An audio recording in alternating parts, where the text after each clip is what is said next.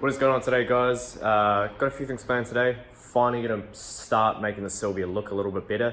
So by that, we're gonna be prepping all of the inside for paint. So all the glue and stuff left over from the sound deadening, we're just gonna spray over it with Prepsol and just wipe all the glue and any other crap off that's in there, so my uncle can paint it probably in a couple weeks. First drift day coming up next weekend, which I'm doing in the cefiro. So gonna go over that thing, check every nut and bolt, make sure that there's nothing loose, so when we're out there next weekend, it doesn't fall apart on me. So before I start going over with Prepsol and getting all this glue and shit off, just gonna go through, take all the wiring out, just get it out of my way.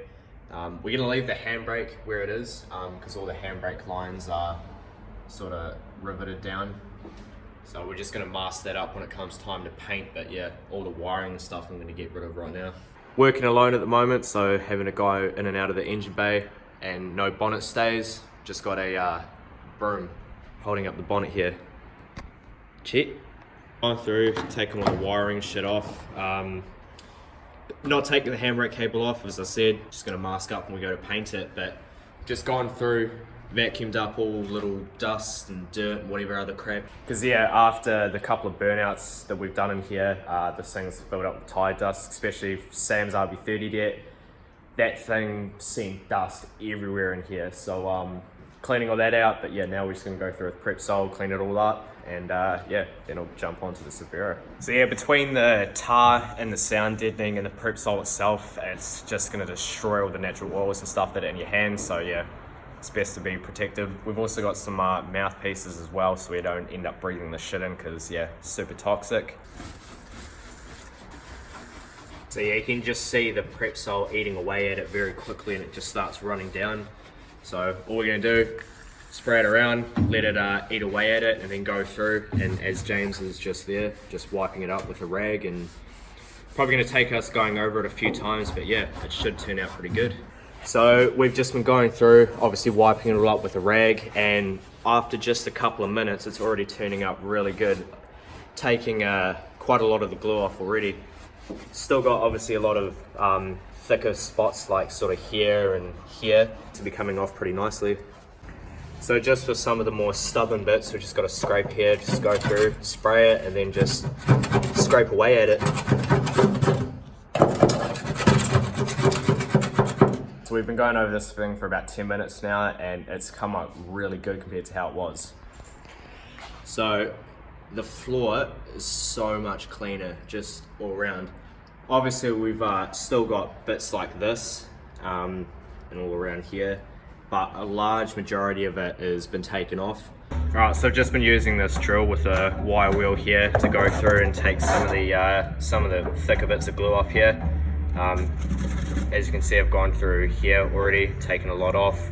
Now I'm just going through here and taking this off, and also using it to get some rust and stuff off. Just a few little rust patches here and there, just make it look as tidy as we can. Alright, so yeah, we've pretty much done. We've gone through and scraped a lot of it, and I think it's come up pretty good. It's definitely going to look a lot better than it was, considering I wasn't even going to paint it in the first place.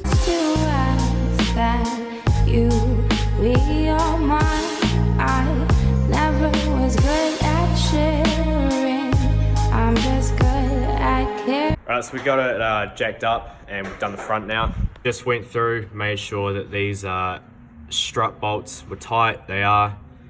2 bolts on the back of the brake caliper, they're all tight.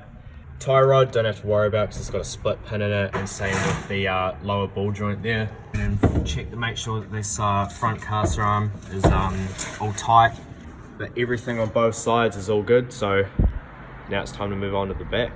So James here is playing put the puzzle back together. Yeah, don't pick up your toolbox with it fucking open. Yeah, she's a bit messy. Alright, so my dumbass fault for, I don't know, probably a while ago when I put these wheels on to do skids and stuff. All of these lug nuts were, I mean, they were tight, but nowhere near as tight as what they should be. Alright, so we got the back wheels off, and as you can see, they are very, very much munted.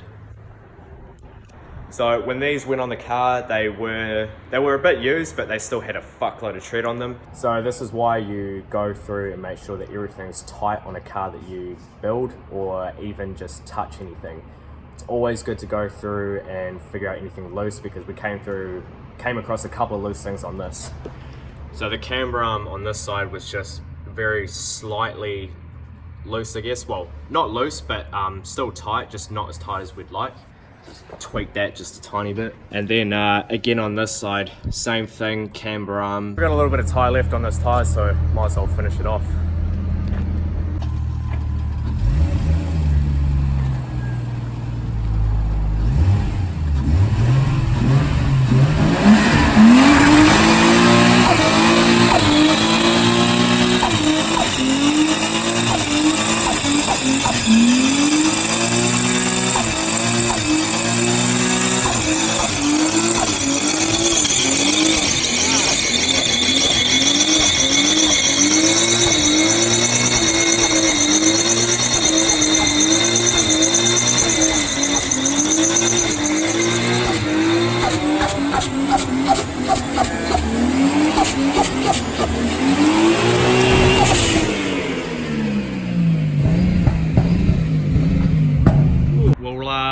We'll wrap it there. Smoke's clearing out, Steph's parked away.